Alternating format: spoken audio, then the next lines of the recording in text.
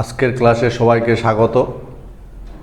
আজকে আমরা পদার্থের তরল অবস্থা নিয়ে কিছু কথা বলবো। আর পদার্থের তরল অবস্থা নিয়ে আমরা জানি পদার্থের তিনটা অবস্থা, কঠিন, তরল, গ্যাস। আমরা পদার্থের তরল অবস্থা বলতে কি বুঝবো? এটা কঠিন ও গ্যাসীয় দশার মধ্যবর্তী অবস্থা, তাই কিনা বলো? তরল হলো এমন একটা অবস্থা যেটা কঠিনও নয় আবার গ্যাসীয় নয়। কঠিন এবং গ্যাসের মধ্যবর্তী যে অবস্থাটা, দশাটা, তাকে বলা হয় তরল অবস্থা। তরল অবস্থা সমদৈশিক, অর্থাৎ আইসোট্রপিক, সমদর্শিক হয়। সমদর্শিক কথাটার মানে একটা তরলের মধ্য দিয়ে সব দিকে তাপ, তড়িৎ পরিবাহিতা সমানভাবে ছড়িয়ে পড়ে, তখন তাকে সমদর্শিক বলে। এবং তরলের কণাগুলো গতিশীল, কণাগুলি সঞ্চরণশীল।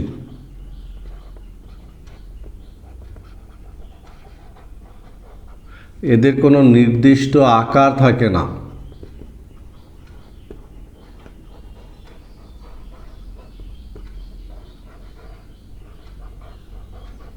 এই হলো তরলের দুই একটা ধর্ম। সুতরাং পদার্থের তরল অবস্থা হলো সেই অবস্থাটা যেটা কঠিন আর তরল ভৌত অবস্থার মাঝামাঝি। তরল পদার্থ হলো সমদৈশিক, কারণ একটা তরলের মধ্য দিয়ে তাপ, তড়িৎ পরিবাহিতা সব দিকে সমান ছড়িয়ে পড়তে পারে। তরল গঠনকারী কণাগুলো সঞ্চরণশীল এবং তরল পদার্থের নির্দিষ্ট কোনো আকার থাকে না। আমরা এই তরল পদার্থের বিভিন্ন ধর্ম নিয়ে কথা বলবো। একটা তরল পদার্থ বিভিন্ন ধর্মের অধিকারী হয় বিভিন্ন বিষয়গুলো নিয়ে। এর মধ্যে যেমন তরল পদার্থের আমরা আকার নিয়ে কথা বলবো। বলো তো তরল পদার্থের আকার কীরকম হবে? মনে রাখবে, এদের কোনো নির্দিষ্ট আকার থাকে না, নির্দিষ্ট আকার হয় না। বোঝা গেছে? যে পাত্রে রাখা হয় সেই পাত্রের, যে পাত্রে রাখা হয়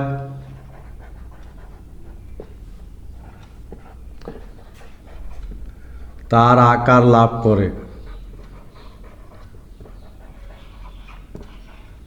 কেন হয় না বলো তো? তরল পদার্থের নির্দিষ্ট কোনো আকার হয় না কেন? কারণ তরল পদার্থের কণাগুলি গতিশীল। মনে রাখবে, তরল পদার্থের কণা গতিশীল।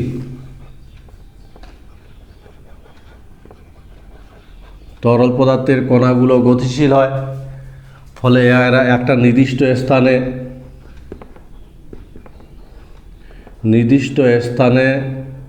এরা স্থির থাকে না,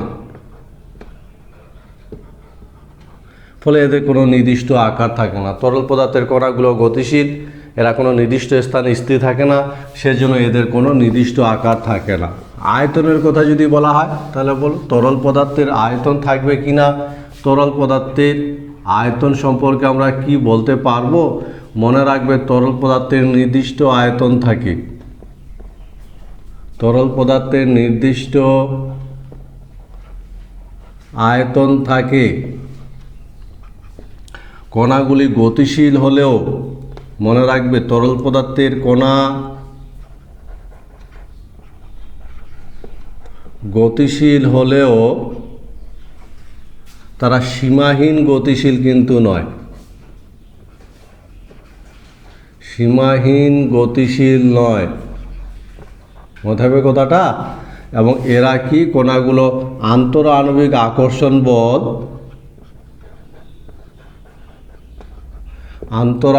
আকর্ষণ বল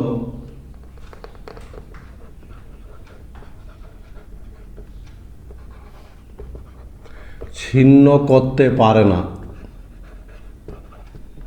ফলে তারা একটা নির্দিষ্ট আয়তন অধিকার করে। ফলে মনে রাখবে, তরল পদার্থের কোনো নির্দিষ্ট আকার থাকে না। যে পাত্রে রাখা হয় সেই পাত্রের আকার গ্রহণ করে, যেহেতু কণাগুলো গতিশীল, এক জায়গায় স্থির থাকে না। কিন্তু তরল পদার্থের একটা নির্দিষ্ট আয়তন আছে। কেন? কণাগুলো গতিশীল, সঞ্চরণশীল হলেও তারা সীমাহীন গতিশীল নয়। বোঝা গেছে? তাদের মধ্যে যে আন্তঃআণবিক আকর্ষণ বল আছে, কণাগুলো সেই আকর্ষণ বল থেকে বিচ্ছিন্ন হতে পারে না, পরস্পর থেকে বিচ্ছিন্ন হয়ে চলে যেতে পারে না। সেজন্য তরল পদার্থের কিন্তু একটা নির্দিষ্ট আয়তন থাকে। মনে থাকবে, আমরা তরল পদার্থের ঘনত্ব নিয়ে যদি কথা বলি তাহলে ঘনত্ব কীরকম হবে এদের? তরলের ঘনত্ব, তো তরলের ঘনত্ব কঠিন অপেক্ষা কম হয়, প্রায় 10% মতন কম হয়। আর গ্যাসীয় অবস্থা অপেক্ষা কী হবে? গ্যাসীয় অবস্থা অপেক্ষা অনেক বেশি হয়। মনে থাকবে, তাহলে তরল পদার্থের ঘনত্ব কঠিন অপেক্ষা অনেক কম হয়, সাধারণত 10% মতন কম হয়, কিন্তু গ্যাসীয় অবস্থা অপেক্ষা অনেক বেশি হয়। কারণ কণাগুলো, তরল পদার্থ গঠনকারী কণাগুলি কাছাকাছি থাকে, এবং কাছাকাছি থাকার ফলে এদের মধ্যে ফাঁক কম থাকে। মনে থাকবে, এদের মধ্যে যে ফাঁকা স্থান কম থাকে, ফাঁকা স্থান কম থাকে। বুঝা গেছে? গঠনকারী কণা কাছাকাছি থাকে,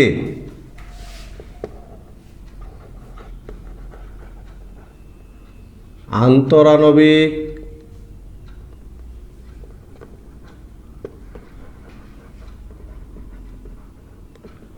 ফাঁক কম থাকে,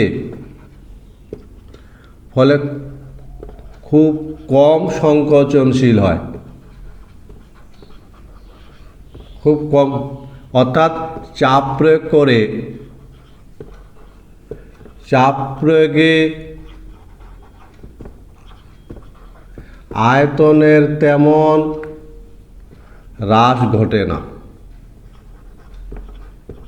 এই তরলের বাষ্পে পরিণত হওয়া, তরলের বাষ্পে পরিণত হওয়াকে বাষ্পায়ন বলে। বাষ্পে পরিণত হওয়া,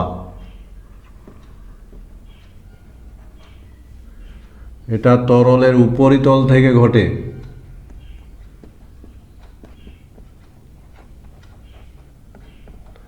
বাষ্পায়নটা কিন্তু উপরিতল থেকে ঘটে, আর কি যে কোনো উষ্ণতায় ঘটে।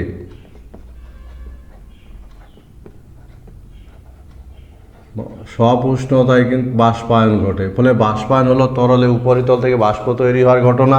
বাষ্পায়ন নিয়ন্ত্রণকারী বিষয়গুলো, যেমন তরলের প্রকৃতি কি? আন্তরাণবিক আকর্ষণ বল,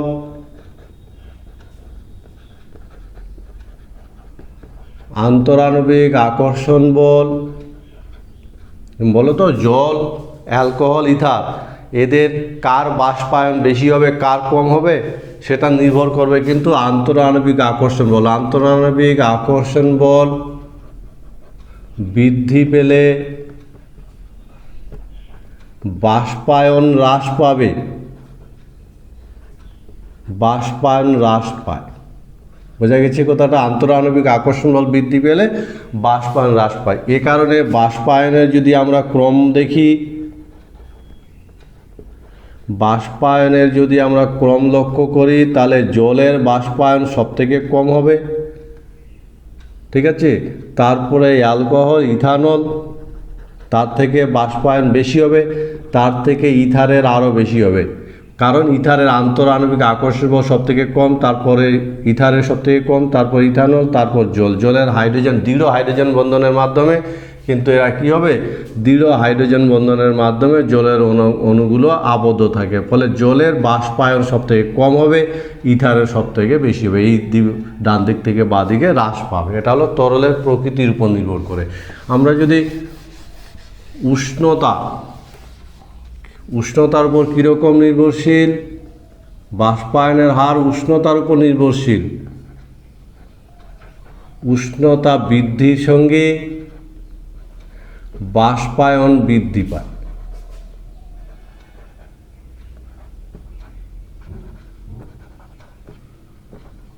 কেন বৃদ্ধি পাবে? কেন বলো তো? কারণ উষ্ণতা বৃদ্ধির সঙ্গে গতিশক্তি বৃদ্ধি পায়, অণুর গতিশক্তি বৃদ্ধি পায়। অণুর গতিশক্তি বৃদ্ধি পায়। আর অণুর গতিশক্তি বৃদ্ধি পেলে কী হবে? বাষ্পায়নের হার বৃদ্ধি পাবে। ফলে উষ্ণতার উপর কীরকম নির্ভরশীল? কোনো তরলের উষ্ণতা যত বাড়বে বাষ্পায়নের হার তত বাড়বে, অর্থাৎ উষ্ণতা বৃদ্ধির সঙ্গে সঙ্গে বাষ্পায়নের হার বৃদ্ধি পায়। আমরা আবার দেখব বাষ্পায়নের হার নির্ভর করে যেমন তরলের পৃষ্ঠতলের ক্ষেত্রফলের উপর।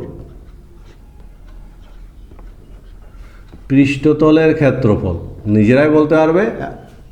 সমপরিমাণ জল যদি আমরা থালায় রাখি আর গ্লাসে রাখি, তাহলে সেক্ষেত্রে কিন্তু গ্লাসের তুলনায় থালার জলের বাষ্পায়ন বেশি ঘটবে, কারণ উপরিতলের ক্ষেত্রফল যত বেশি হবে, ফলে ক্ষেত্রফল বৃদ্ধির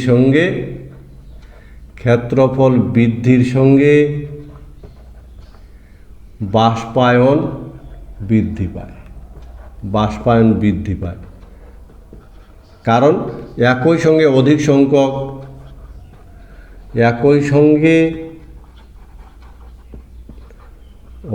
সংখ্যক অণুর বাষ্পায়ন ঘটে। বোঝা গেছে? এই বিষয়গুলোর উপর কিন্তু বাষ্পায়নের হার নির্ভর করে, তরলের প্রকৃতির উপর, উষ্ণতার উপর এবং পৃষ্ঠতলের ক্ষেত্রের উপর। সেই সঙ্গে বায়ু প্রবাহের উপরও নির্ভর করে। বায়ু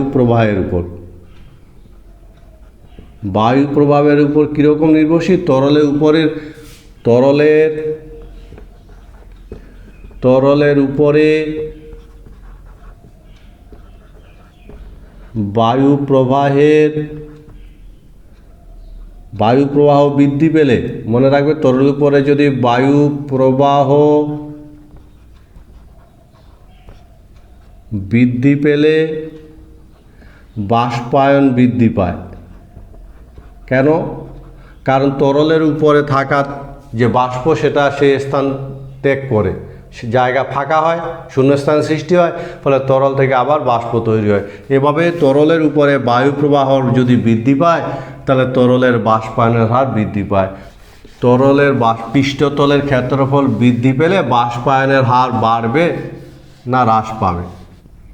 তরলের বাষ্পচাপ, কোনো তরল থেকে বাষ্প উৎপন্ন হয় আমরা দেখলাম, এবং সেই বাষ্পের একটা চাপ থাকে, আমরা তাকে তরলের বাষ্পচাপ বলি। তাহলে স্থির উষ্ণতায় বাষ্পচাপ, তরলের বাষ্পচাপ বলতে কি বুঝবো? স্থির উষ্ণতায় কোনো তরল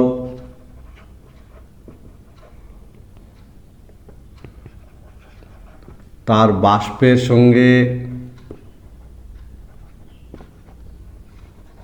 সাম্যাবস্থায় থাকলে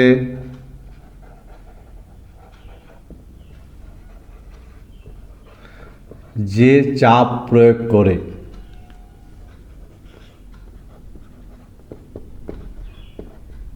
তাকে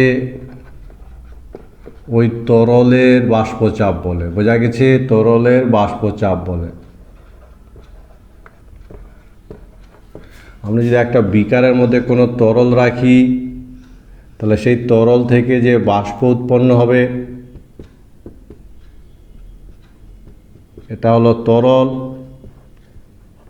এটা হলো বাষ্প। ঠিক আছে? তাহলে তরল থেকে, এই তরল পদার্থটা থেকে যে বাষ্প তৈরি হবে, এই বাষ্পের যে চাপ, সেই চাপটাকে বলা হবে তার বাষ্পচাপ। বোঝা গেছে? এই বাষ্পের চাপকে বলা হবে তার বাষ্পচাপ।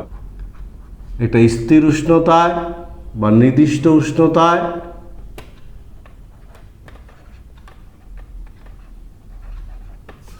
কোন তরলের সমগ্র অংশ থেকে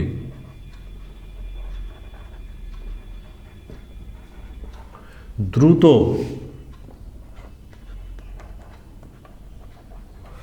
বাষ্পে পরিণত হওয়ার ঘটনা।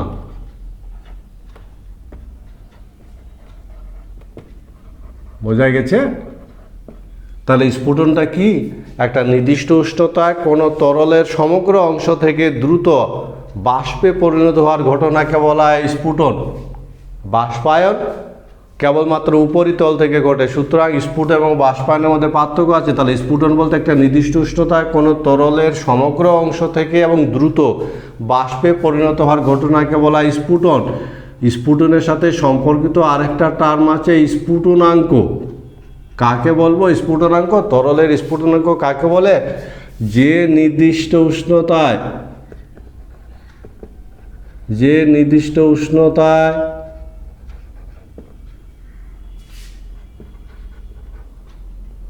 কোনো তরল থেকে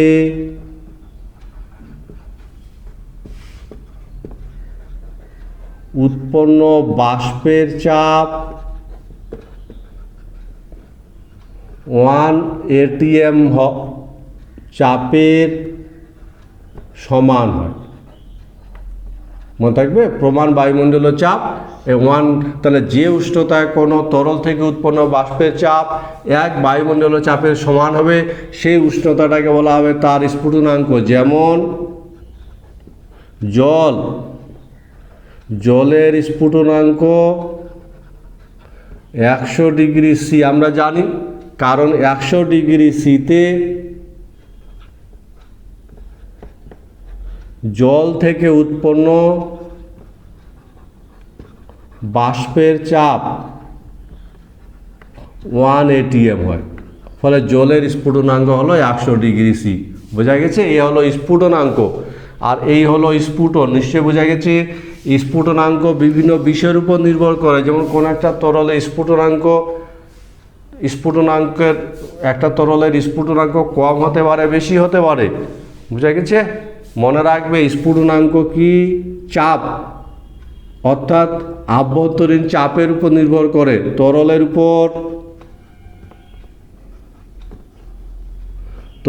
উপর চাপ বাড়ালে স্ফুটনাঙ্ক বৃদ্ধি পায়। আমরা এরা ছোট ক্লাসে পড়েছি, স্ফুটনাঙ্ক বৃদ্ধি পায়। প্রেসার কুকারের চাপ বাড়িয়ে জলের স্ফুটনাঙ্ক অনেক বাড়িয়ে দেওয়া যায়। ফলে তরলের উপর যদি চাপ বাড়ানো যায় তাহলে স্ফুটনাঙ্ক বৃদ্ধি পায়। এই হলো স্ফুটনাঙ্ক। মনে থাকবে? তোমরা বলতে পারবে যে কোনো একটা তরলের স্ফুটনাঙ্ক যে উষ্ণতায় ঘটে সেই উষ্ণতায় তরলের বাষ্পচাপ কত হয়? আমরা এবার বাষ্পায়ন আর স্ফুটন এই দুটোর মধ্যে একটু পার্থক্যটা দেখে নেব। বাষ্পায়ন আর স্ফুটনের মধ্যে কি পার্থক্য বলো তো? বাষ্পায়ন আর স্ফুটন এই দুটোর মধ্যে নিশ্চয়ই পার্থক্য বলা যাবে খুব সহজে। কি বলো? বাষ্পায়ন যে কোনো উষ্ণতায় ঘটে, তাই তো? আর স্ফুটন একটি নির্দিষ্ট উষ্ণতায় ঘটে।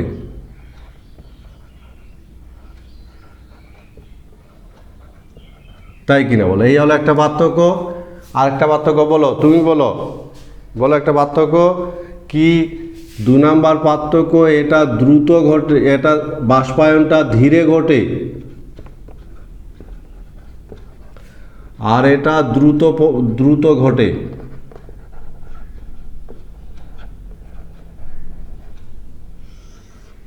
ঠিক আছে? এটা তরলের উপরিতল থেকে ঘটে, উপরিতলের ঘটনা। আর স্ফুটন হলো সমগ্র অংশের ঘটনা।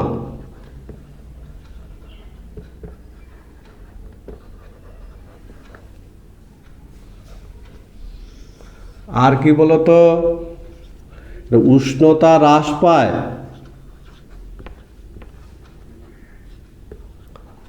বাষ্পায়নে তরলের উষ্ণতা হ্রাস পায়, এক্ষেত্রে স্ফুটনে উষ্ণতা স্থির থাকে।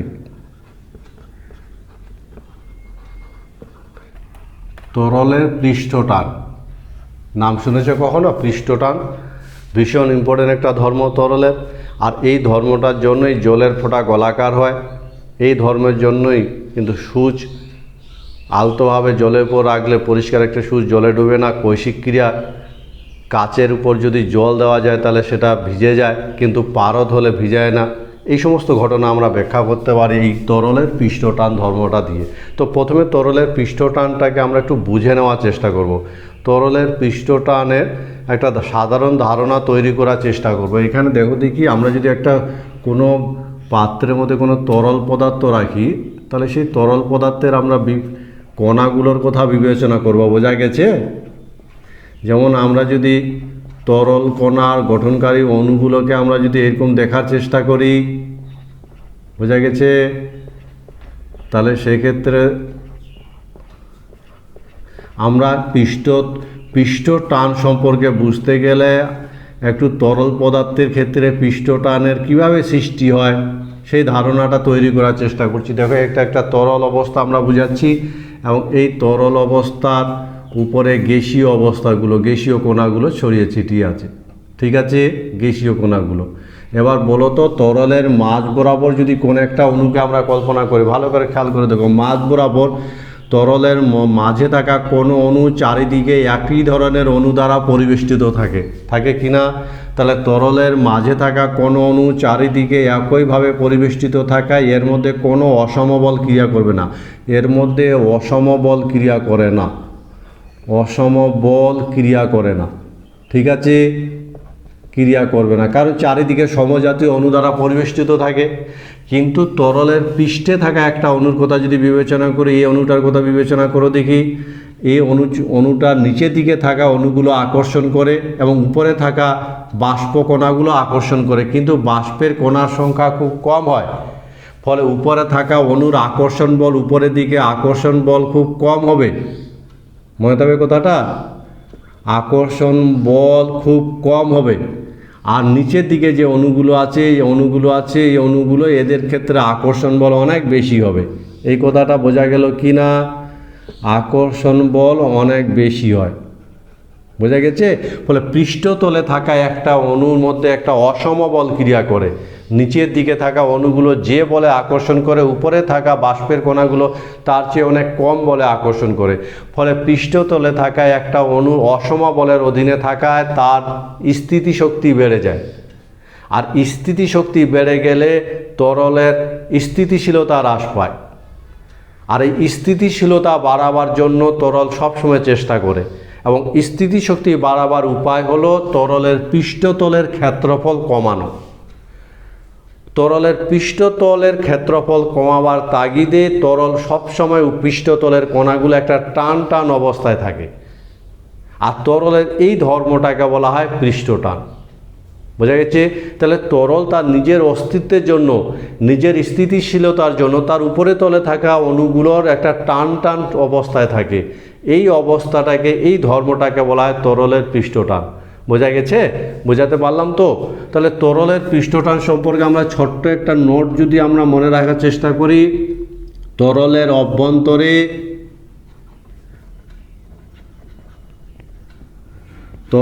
অভ্যন্তরের অণু কোনো অসমবল ক্রিয়া করে না।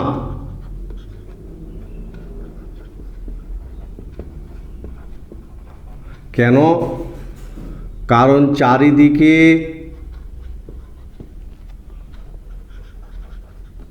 একই জাতীয় অণু দ্বারা পরিবেষ্টিত থাকে। ঠিক আছে, বোঝা গেছে নিশ্চয় কথাটা? আবার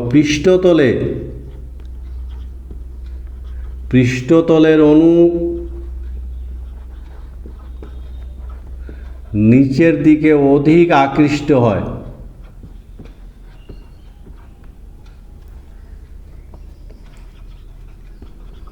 উপরের বাষ্প দ্বারা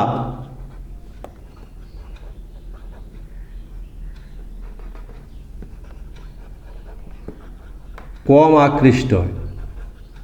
মনে থাকবে? ফলে পৃষ্ঠতলের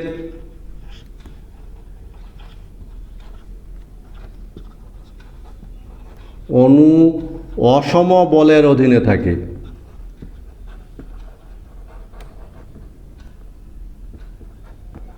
আর এই অসম বলের অধীনে থাকার ফলে কি হয় বলো তো?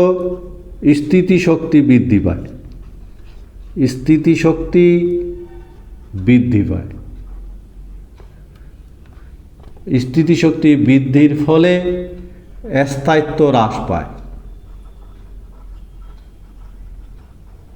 বা স্থিতিশীলতা হ্রাস পায়। বোঝা গেছে নিশ্চয়ই। আর এই স্থিতিশীলতা বাড়াবার জন্য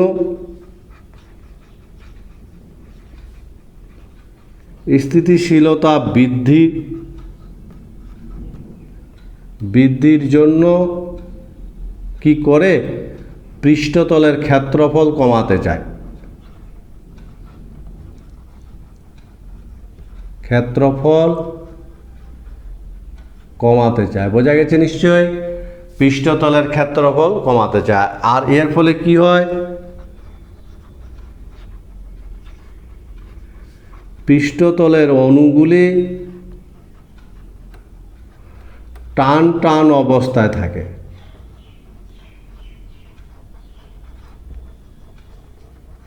আর তার ফলে কি হয়? পৃষ্ঠটানের সৃষ্টি হয়। এই হলো তরলের পৃষ্ঠটান। বোঝা গেছে? বেশ বড় একটা কনসেপশন হলো, সহজ তো, বোঝাতে পেরেছি তো? তরলের পৃষ্ঠতলে একটি কাল্পনিক রেখার প্রতি একক দৈর্ঘ্যে রেখার উভয় পাশে তরলের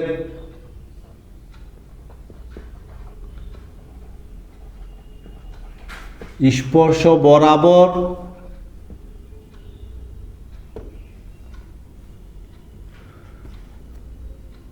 রেখার সঙ্গে এক দৈর্ঘ্যে রেখার সঙ্গে লম্বভাবে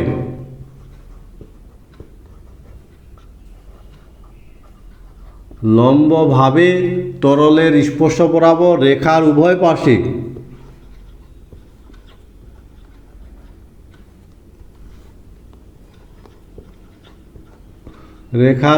পাশে যে বল ক্রিয়া করে, বোঝা গেছে? এই যে বল ক্রিয়া করে তাকে বলা হয় পৃষ্ঠটান। বোঝা গেল কি? আবার বলছি তাহলে, একটা দেখতে পাচ্ছ ছবিটা, একটা তরলের পৃষ্ঠতলে কাল্পনিক একটা রেখার প্রতি একক দৈর্ঘ্যে রেখার সঙ্গে লম্বভাবে তরলের স্পর্শ বরাবর রেখার উভয় পাশে যে বল ক্রিয়া করে তাকে বলা হয় তরলের পৃষ্ঠটান। বুঝে গেছে তো নিশ্চয়ই? কোনো অসুবিধা কিছু নেই।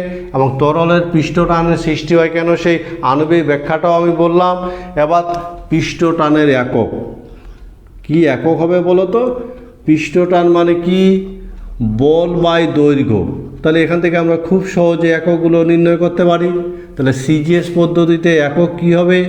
বলের একক কি? ডাই। আর দৈর্ঘ্যের একক কি? সেমি। ফলে এর একক হবে ডাইন সেমি ইনভার্স। এসআই পদ্ধতিতে তাহলে কি হবে বলো তো? এসআই পদ্ধতিতে বলের একক কি? নিউটন। আর দৈর্ঘ্যের একক মিটার, ফলে নিউটন মিটার ইনভার্স। খুব সহজে আমরা কিন্তু এই এককগুলো আমরা খুব সহজে মনে রাখতে পারি। এই হলো পৃষ্ঠটানের একক। বোঝা গেছে? পৃষ্ঠটান কাকে বলে নিশ্চয় বোঝা গেছে। পৃষ্ঠটানের একক বোঝা গেছে। আমরা এবার আরেকটা টার্ম পড়ব যেটাকে পৃষ্ঠ শক্তি বলা হয়। পৃষ্ঠ শক্তি কাকে বলে? পৃষ্ঠ শক্তি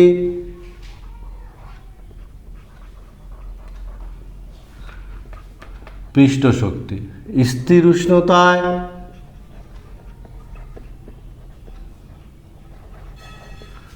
কোন তরলের পৃষ্ঠতলের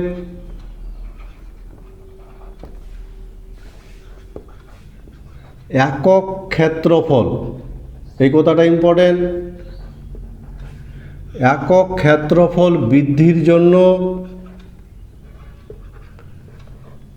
যে পরিমাণ কার্য করতে হয়, এই হলো পৃষ্ঠ শক্তি। মনে থাকবে। তাহলে কোনো তরলের পৃষ্ঠতলে একক ক্ষেত্রফল বৃদ্ধির জন্য যে পরিমাণ কার্য করতে হয় তাকে বলা হয় পৃষ্ঠ শক্তি। তাহলে পৃষ্ঠ শক্তির একক কী হবে বলো তো? পৃষ্ঠ শক্তির একক, পৃষ্ঠ শক্তির দেখতে পাচ্ছ পৃষ্ঠ শক্তি কার্য আর ক্ষেত্রফল।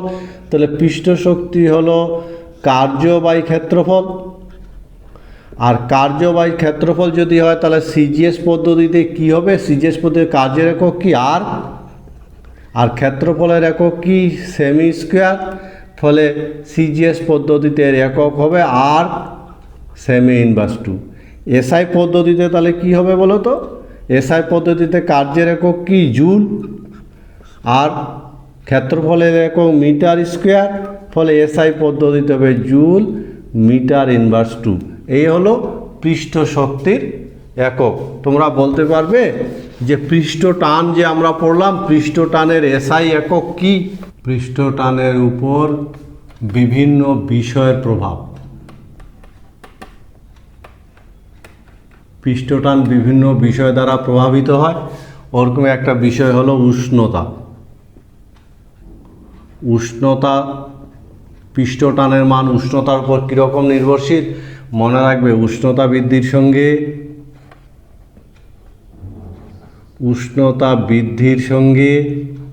পৃষ্ঠটান বৃদ্ধি পায়।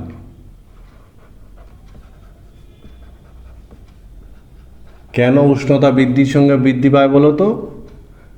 কারণ অণুগুলির গতিশক্তি বৃদ্ধি পায়।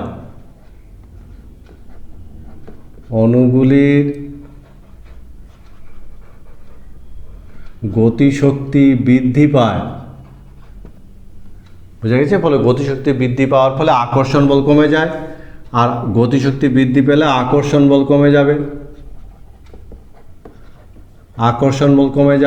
আর আকর্ষণ বল কমে গেলে তাদের পৃষ্ঠটান কমে যাবে। সেই সঙ্গে মনে রাখবে সংকট উষ্ণতায়, পড়েছি তো, সংকট উষ্ণতায়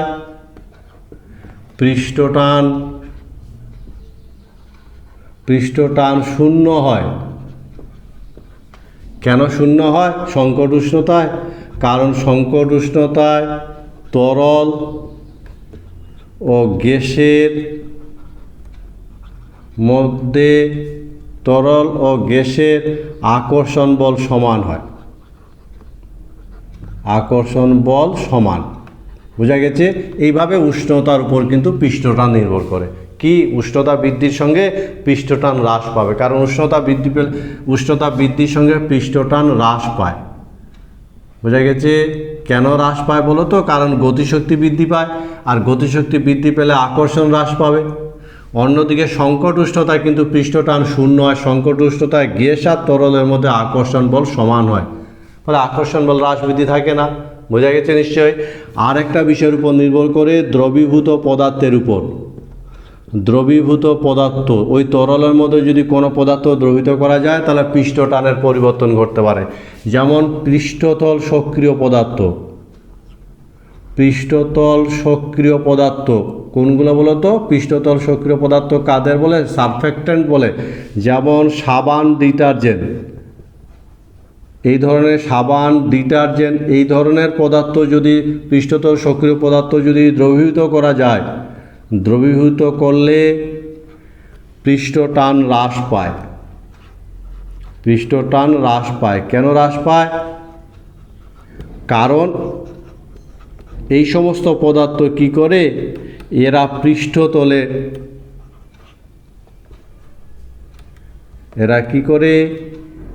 পৃষ্ঠতলে ঘনত্ব বৃদ্ধি করে। পৃষ্ঠটান সংক্রান্ত কিছু ঘটনা আমরা দেখব।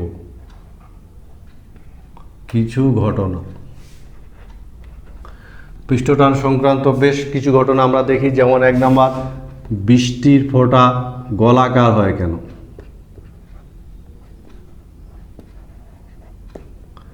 তাই তো,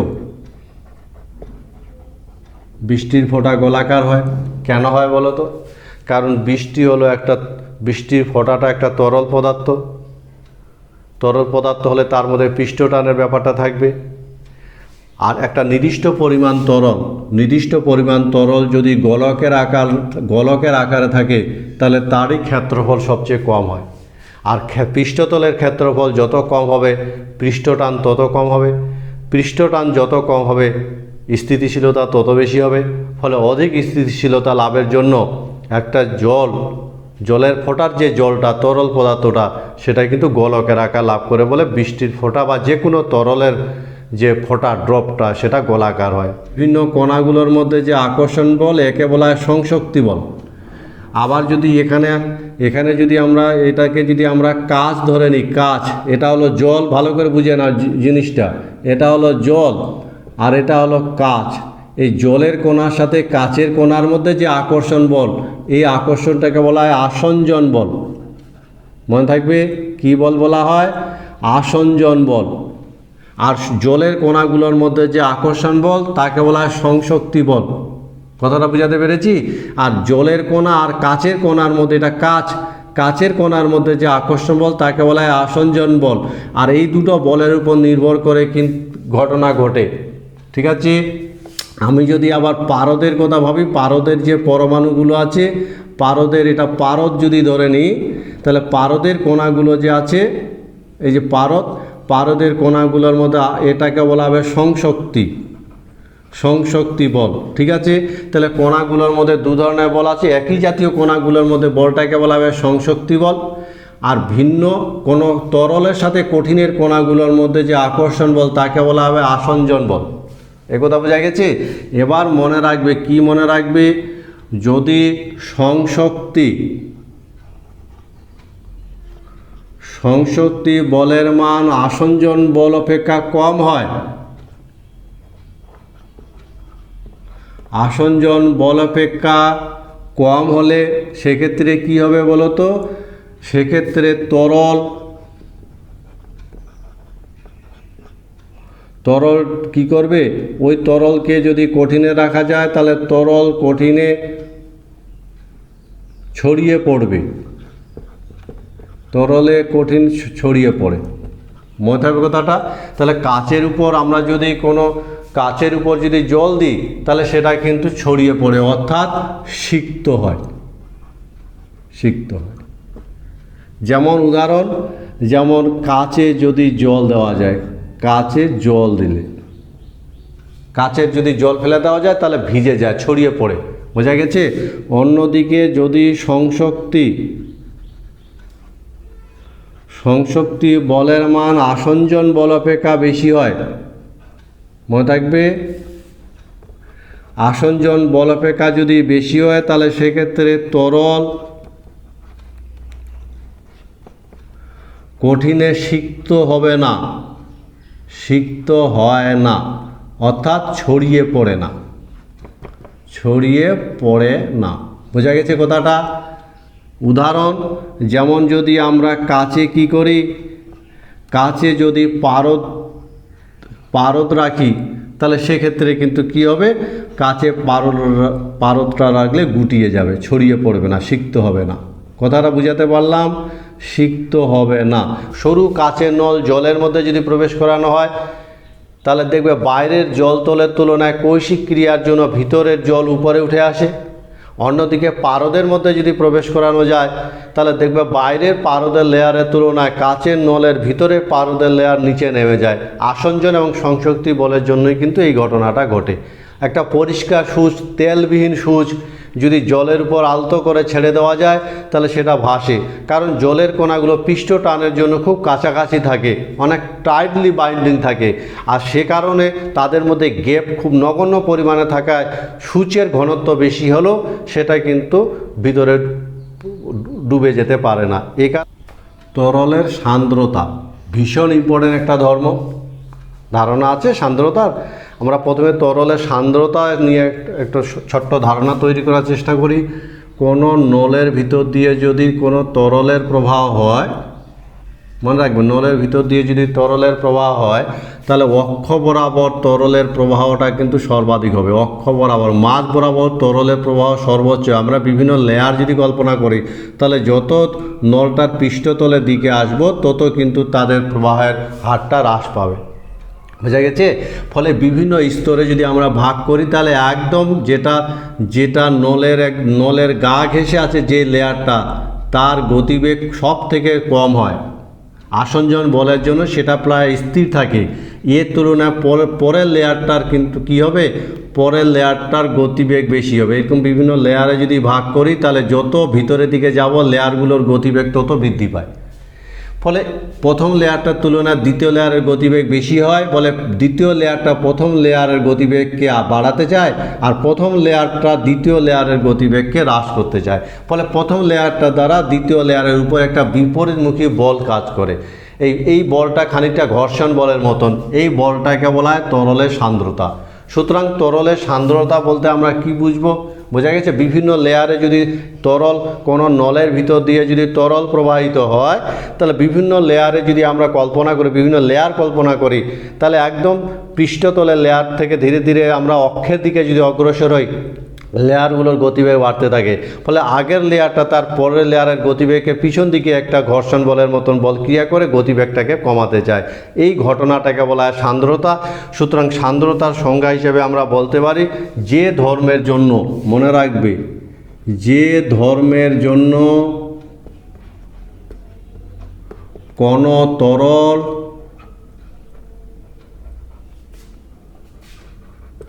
তার অভ্যন্তরস্থ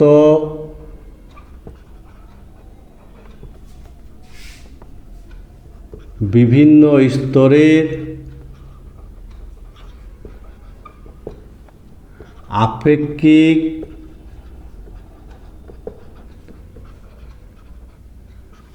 বেগের বিরুদ্ধে বা আপেক্ষিক বেগ হ্রাস করে, তাকে বলা হয় সান্দ্রতা। অর্থাৎ যে ধর্মের জন্য, আবার বলছি, যে ধর্মের জন্য কোনো তরল তার অভ্যন্তরস্থ বিভিন্ন স্তরের আপেক্ষিক বেগ হ্রাস করে, সেই ধর্মটাকে বলা হয় তাদের সান্দ্রতা। মনে রাখবে ভালো করে, আপেক্ষিক বেগ, মনে রাখবে কথাটা। তাহলে যে ধর্মের জন্য কোনো তরল তার অভ্যন্তরস্থ বিভিন্ন স্তরে আপেক্ষিক বেগে, মনে রাখবে, আপেক্ষিক বেগের বিরুদ্ধে বাধা দেয়, হ্রাস করে বা বাধা দেয়, তাকে বলা হয় তরলের সান্দ্রতা। বোঝা গেছে তো। এই যে লেয়ারগুলো আছে, লেয়ারগুলোর তরলের সান্দ্রতা সম্পর্কে একটা ধারণা তৈরি হলো। এবার মনে রাখবে, এখানে দুটো টার্ম মনে রাখবে। একটা হলো সান্দ্র বল বলতে আমি কি বুঝবো, সান্দ্র বল। তাহলে একটা লেয়ার কি করে, একটা স্তর তার উপরে তার যে বেশি গতিবেগের স্তরের বিরুদ্ধে একটা ঘর্ষণের মতন কাজ করে, এই বলটাকে বলা হয় সান্দ্র বল। বাধা দেওয়ার যে ঘর্ষণ বলের সাথে তুলনা করা যে বল, সেই বলটাকে বলা হয় সান্দ্র বল। আরেকটা মনে রাখবে যে দূরত্ব বৃদ্ধির সাথে সাথে বেগের কিন্তু পরিবর্তন ঘটে। সুতরাং বিভিন্ন স্তরগুলো যে আছে, বিভিন্ন স্তরগুলোর মধ্যে দূরত্ব, মনে রাখবে, এই বিভিন্ন স্তরের বা দুটি স্তরের দূরত্বের সঙ্গে বেগের পরিবর্তন, মনে থাকবে, বিভিন্ন স্তরগুলো যে আছে সেই স্তরগুলোর দূরত্বের সঙ্গে বেগের পরিবর্তনের হারকে কি বলে, বেগের নতিমাত্রা। এই টার্মটা লাগবে, বেগের নতিমাত্রা, ভেলোসিটি গ্রেডিয়েন্ট বলে। যেমন দূরত্ব যদি এক্স হয় তাহলে ডিএক্স ডিবি বাই ডিএক্স, বেগের পরিবর্তন, দূরত্বের সাথে বেগের পরিবর্তনের হারকে বলা হয় বেগের নতিমাত্রা, ভেলোসিটি গ্রেডিয়েন্ট বলে। আর সান্দ্র বল কোনটা, যে বলটা কি করে একটা লেয়ারের গতিবেগকে বাধা দেয়, কমিয়ে দেওয়ার চেষ্টা করে, ঘর্ষণ বলের মতন যে বলটা কাজ করে, তাকে বলা হয় সান্দ্র বল। এই সান্দ্র বল সংক্রান্ত সূত্র আছে, যে সূত্রগুলোকে নিউটনের সূত্র বলে। সান্দ্র বল সংক্রান্ত নিউটনের সূত্র।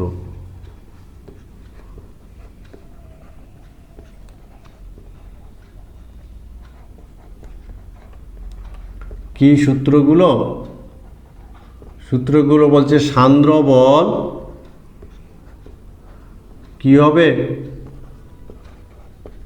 দুটি স্তরের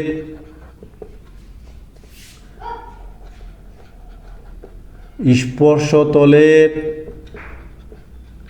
সান্দ্রবলকে এফ দিয়ে প্রকাশ করা হয় দুটি স্তরের স্পর্শতলের ক্ষেত্রফলের সমানুপাতিক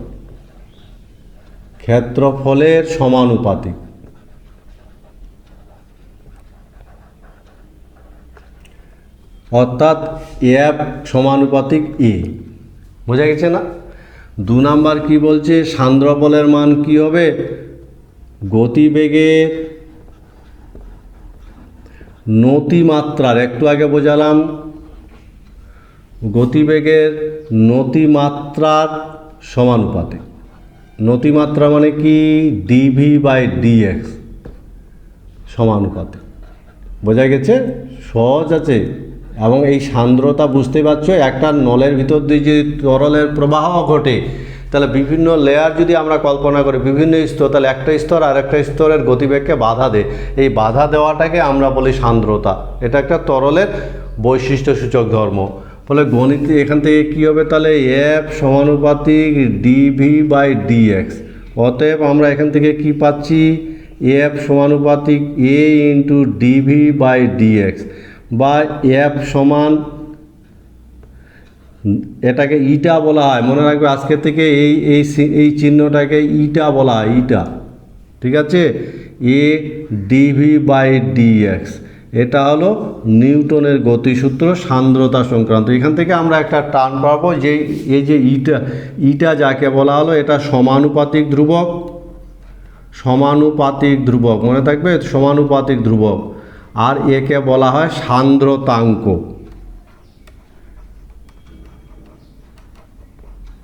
বা একে কি বলা হয়, সান্দ্রতা কোএফিসিয়েন্ট। আমরা এই সান্দ্রতাঙ্কের সংজ্ঞাটা এবার দেখব। নিশ্চয়ই বোঝা গেছে, নিউটনের গতিসূত্র সান্দ্রতা বল সংক্রান্ত, দুটি স্তরে স্পর্শতলের ক্ষেত্রফলের সমানুপাতিক হবে সান্দ্রবল। আবার সান্দ্রবল বেগের নতিমাত্রা সমানুপাতিক হবে। গণিতের ভাষায় আমরা এখানে শব্দটা পেলাম, এই সমীকরণটা, এই সমীকরণে একটা অজানার টার্ম পেলাম, সমানুপাতিক ধ্রুবক, যাকে সান্দ্রতাঙ্ক বলে। এবার আমরা সান্দ্রতাঙ্কের সংজ্ঞাটা পড়ব। তাহলে সান্দ্রতাঙ্কের সংজ্ঞা কি হওয়া উচিত, বলো তো? সান্দ্রতাঙ্ক কাকে বলে?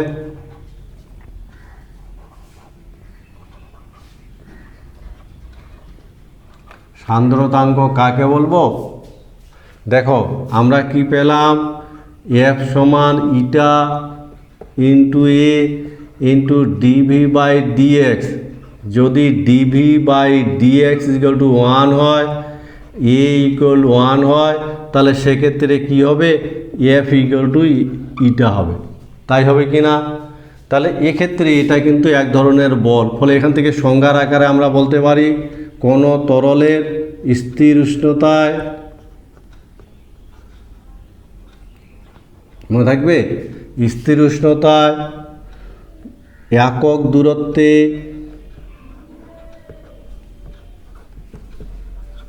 কি, স্থির উষ্ণতায় একক দূরত্বে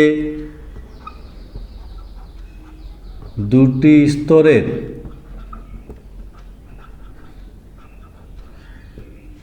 একক দূরত্বে দুটি স্তরের মধ্যে একক বেগের পার্থক্য বজায় রাখতে,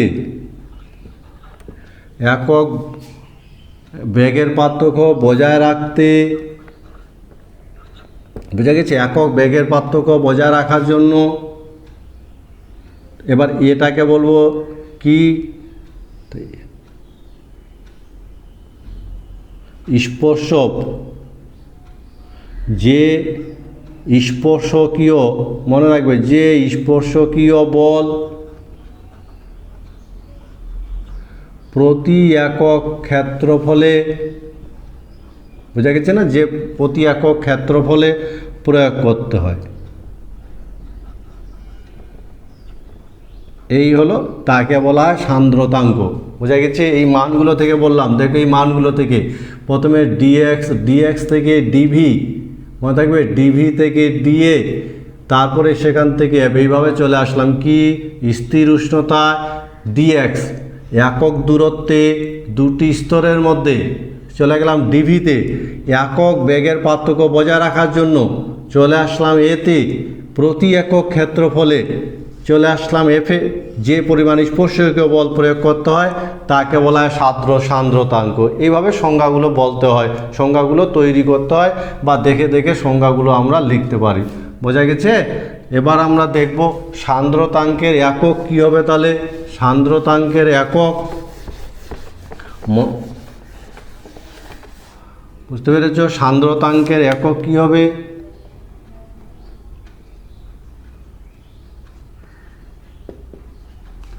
সান্দ্রতাঙ্কের একক মনে রাখবে, সিজিএস পদ্ধতিতে সান্দ্রতাঙ্কের একক পয়েস, পয়েস শব্দটা ব্যবহার করা হয়, পয়েস। আর এসআই পদ্ধতিতে সান্দ্রতাঙ্কের যে একক ব্যবহার করা হয় পয়সই, পয়সই বলা হয়, পয়সই, সংক্ষেপে পিআই দিয়ে প্রকাশ করা হয়। আর 1 PI ইকুয়াল টু 10 পয়েস। এই হলো সান্দ্রতাঙ্কের একক, সিজিএস পদ্ধতিতে পয়েস আর এসআই পদ্ধতিতে পয়সই, 1 PI সমান 10 পয়েস। এই হলো সান্দ্রতাঙ্কের একক। এবার মনে রাখবে সান্দ্রতাঙ্ক যে সমস্ত বিষয়ের উপর সান্দ্রতাঙ্ক, অনেক সময় সান্দ্রতা নির্ভর করে, সান্দ্রতা প্রভাবকারী বিষয় কোন কোন বিষয়ের উপর নির্ভর করে? তো মনে রাখবে, যেমন উষ্ণতা, উষ্ণতা বৃদ্ধির সঙ্গে সান্দ্রতা হ্রাস পায়।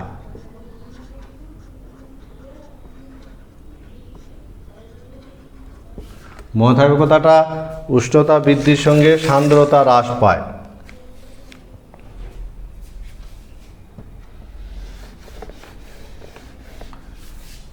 কেন উষ্ণতা বৃদ্ধি পেলে সান্দ্রতা হ্রাস পায়? কেন? অণুর গতিশক্তির বৃদ্ধি পায়। উষ্ণতা বৃদ্ধির সঙ্গে অণুর গতিশক্তি বৃদ্ধি পায়, আর গতিশক্তি বৃদ্ধি পাওয়ার ফলে সান্দ্রতা হ্রাস পায়। এই হলো সান্দ্রতা যে সমস্ত বিষয়ের উপর নির্ভর করে। বোঝা গেছে? তাহলে উষ্ণতার উপর কীরকম সান্দ্রতা নির্ভর করে? উষ্ণতা বৃদ্ধির সঙ্গে সান্দ্রতা হ্রাস পায়, কারণ উষ্ণতা বৃদ্ধির সঙ্গে অণুর গতিশক্তি বৃদ্ধি পায়, আর গতিশক্তি বৃদ্ধি পেলে আকর্ষণ হ্রাস পাবে, আকর্ষণ হ্রাস পায়। ঠিক আছে, এই হলো সান্দ্রতা। তরলের স্পেশাল ধর্ম, তরল বেশ কিছু ধর্ম প্রদর্শন করে। আমরা আজকের ক্লাসে তাহলে তরলের বিভিন্ন ধর্ম নিয়ে, বিভিন্ন বৈশিষ্ট্য নিয়ে কথা বললাম। যেমন তরলের আয়তনের ব্যাপার, তরলের স্ফুটনাঙ্ক, তরলের বাষ্পচাপ, এবং সেই সঙ্গে তরলের পৃষ্ঠটান এবং সান্দ্রতা। তোমরা বলতে পারবে যে আমরা যদি বলি এসআই পদ্ধতিতে সান্দ্রতার একক কী, তরলের সান্দ্রতার এসআই পদ্ধতিতে একক কী? ফলে আজকের ক্লাসে আমরা তরলের বিভিন্ন ধর্ম নিয়ে একটা সাধারণ ধারণা, একটা নিখুঁত কনসেপশন তৈরি করার চেষ্টা করলাম। আমার মনে হয় ক্লাসটা ভালো লেগেছে। ফলে এ সম্পর্কে তোমাদের একটা সঠিক ধারণা তৈরি হবে, এই প্রত্যাশা রেখে আজকে ক্লাসটা এখানে শেষ করছি।